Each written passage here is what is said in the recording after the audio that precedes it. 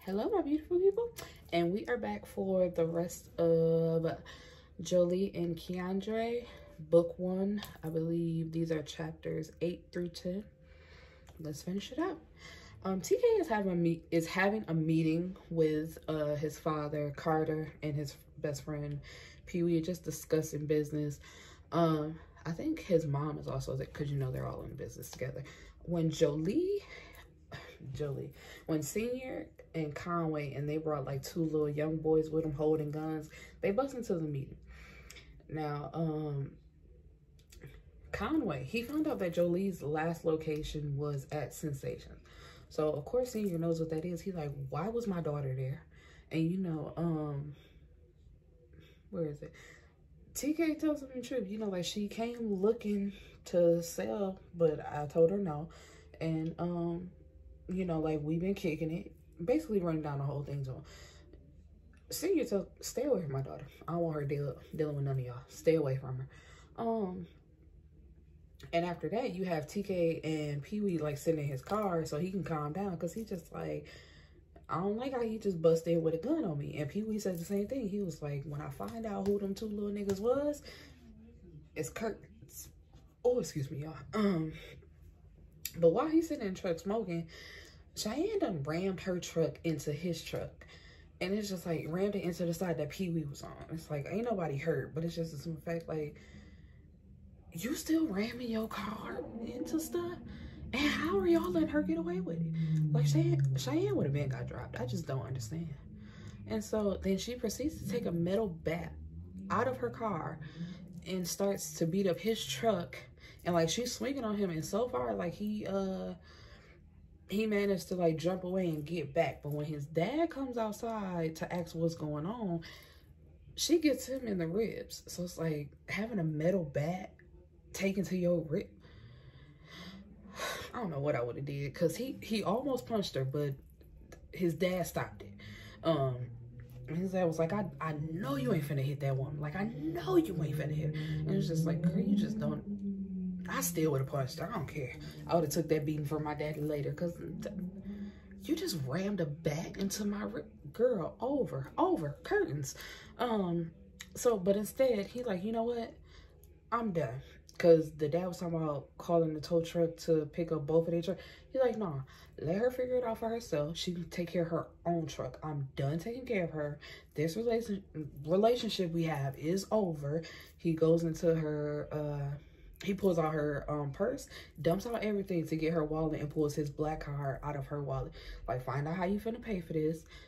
And I'm telling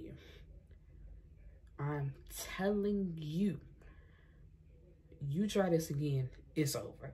Because she, like, goes to jump on his back even after she done hit him in the ribs, trying to get her car, trying to stop him from taking the car. He tells her, if you don't get off my back, I'm going to break yours, and that's on my mama. And I'm just like, girl, y'all should have been did this. Her attitude is this way because of, what, 6 years? You've been letting her act wild and crazy because at first you thought it was cute. But now that you all, because TK is almost 30. I think he's 29 right now. But he's almost 30. And she's 24. So it's just like, yeah. Because when, am I saying that right? They 6 years? Yeah. So, excuse me, sorry. I was just trying to get the math together. It's just like, it was cute when she was younger, but now that she's supposed to be older, it ain't cute no more. And it's just like, that's your fault. Where am I? Oh, so after the confrontation with TK and Carter, Senior goes home to confront Jholee. And just like her mama, she throws up that him cheating has ruined their family. So she trying to make it out here since he ain't doing nothing. And TK has Pee Wee come to pick her up from the house to come see him in the hospital.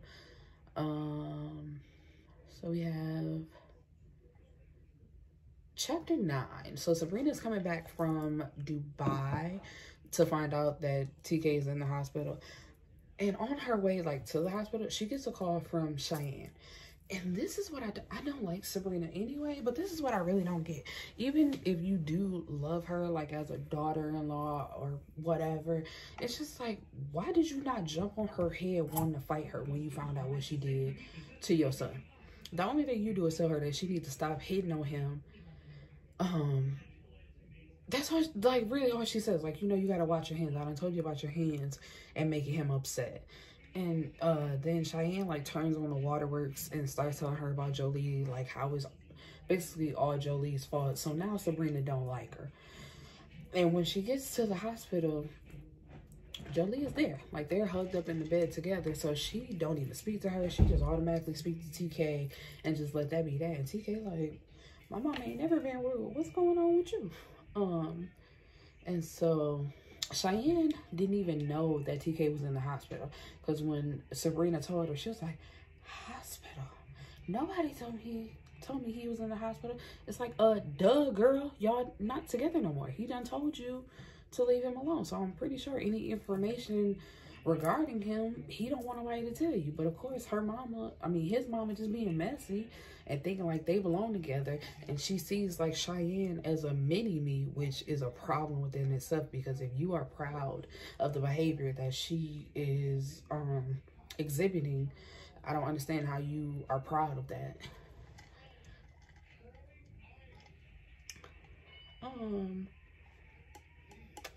So Cheyenne shows up to the hospital, and Jholee isn't there. Like, TK sent her down to the cafeteria to get them something to eat together. And when she comes back, she sees Cheyenne like laying in a spot she was just laying in the bed. So she puts the food down and leaves. Like, TK makes her promise that she'll answer the phone later when he calls. But she doesn't. She done put him on ice. She makes things, I guess, official for real this time with Major. And somehow finds herself on another double date with Riley and TK. And it's just like, why don't you say no? Because she told Major, she was like, you know, I wish it would have been a date with just us. Like, why are you inviting other people? And he's like, you know, I could cancel, you know, if it's a problem. And she's like, please. But somehow they still end up on the date together. So during the date, you know, like how I'm sitting here, she just staring out the window like, I wish this was over with. And Riley tries to call her out. She's like, you know, we can move to our own table if you gonna act stank about it. And it's just like, please do. Like, I don't want y'all here. I'm like, you keep trying to throw a nigga in my face that's, you know, on the back end trying to get with me. It's just like, and then you grimy ass nigga, like, I don't want nothing to do with either one of y'all. Please move. But when it comes time to order their food, she tells Major to order for her. And TK listening to the order, and he's like, don't they got tomatoes in it? And she's like, it's fine, it's fine. And he's like, are you really gonna do this to try to prove a point? And she does.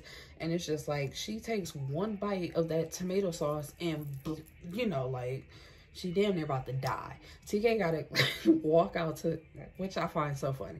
Like, he didn't run. He walked out to the car, got the EpiPen, comes back, tells her that he should let her die for it.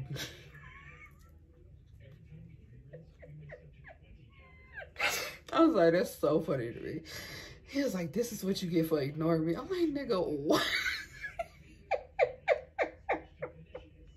But, you know, he sticks her. She can breathe again in school. Whatever.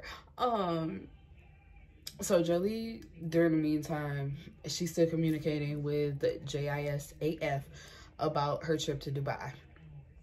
And so, like, getting it all set up, ready to go, whatever. So she's still ready to do this. Chapter 10, which is our final chapter of this book, TK tells his mom to stop trying to force him to be with Cheyenne. It ain't working. She still want to be a little kid, party, fight me, and whatever. Basically, he's like, I'm on my grown man. I ain't got time for her no more. So please leave that alone. He basically kidnaps Jholee because he knows her schedule. So he catches her coming out of the dance studio. And takes her back to his house. So, but when they get there, once again, Cheyenne has rammed her car into his gate to get it open, and she's waiting for him with her sister. And so he tells Jholee, like, no matter what you do, stay in this car. Do not get out. Stay in the car. So she agrees because she sees them. She's like, I ain't messing with them crazy heifers. They jumped me, put me in the hospital, whatever.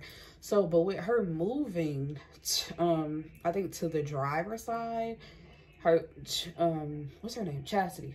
Her sister called it and was like, look, he got that bitch in the car. So they trying to go after her again. But this time, Jholee got pepper spray. She pepper spray. Or what is it? But Mace is pepper spray. Whatever. She maced all three of them. She maced the sisters for trying to jump her yet again and tells TK, you know, like, this is your drama and I don't want nothing to do with it. So please stay away from me. He tried, like, he tested her, like, girl, you ain't really about nothing. So she maced him. So left all three of them just with the burning eyes and she gets on down. And then, you know, like, after that's over, like, the next few days, Cheyenne and Chastity show up to the school trying to fight her. They trash her all over social media. It's just a mess. But security is there to block them, and they don't put their pictures up telling them that they can't come back no more. Riley is trying to have a woman-to-woman conversation about a man that don't belong to neither one of them. Because she like, why you ain't tell me you was messing with my nigga? And it's like, but he not your nigga, though. He ain't her nigga either. So it's just like, why are you trying to talk to her about this? And she's like, I see why Cheyenne and Chastity putting your business out all over social media. And it's just like, girl, I don't owe you an explanation at all. Your lying ass. I'm like, because I can bring up the receipts of the fact that you kept trying to tell me that you was doing such and such at a time when I was with the nigga. So I know you weren't doing it with him. And that was the thing. At one point in the argument, she was like, and so you really trying to be with Cheyenne's man? So it's just like, if you know that he is Cheyenne's man, why are you trying to talk to her about it? Where are we? So Jholee, which it's just like, girl, you gotta grow a backbone. Because even if you're not a fighter, you don't have to fight to be able to get your point across. So she's like pleading with Riley, like, Riley, it's not what you think. Please, I'll explain later, but it's not what you think. Please, I'll explain to you. Just don't. And it's like, girl, you don't owe her nothing. I'm like, Riley, I owe you no explanation. And if you got a problem with it, that's too bad. But anyway, so she has Octavia drop her off because it's time for her trip to Dubai, which she flies in a private plane. You know, like everything laid out. So she's happy about this experience, thinking it's going to be a great one. What did I say his name was? Fahid? I think so. Fahid was his name. Or Fahad. I don't know how you say it. Anyway, but when she gets to the suite, like, I think, how long was the flight? I think it was like a 12-hour flight or something like that. But anyway, when she finally gets there, there is a group of half-naked men in the room. And she quickly realizes that none of them are Fahad or Fahid. And the IG page, because she like pulls out her phone trying to contact the IG page, and it's been deleted. So she realizes that she's been tricked, and unfortunately it looks like she's about to be gang raped. And as the guys are walking towards her, one of them says, it's party time, beautiful. And so the book is to be continued. So if you want to come back, I'll see you for book 2. Peace.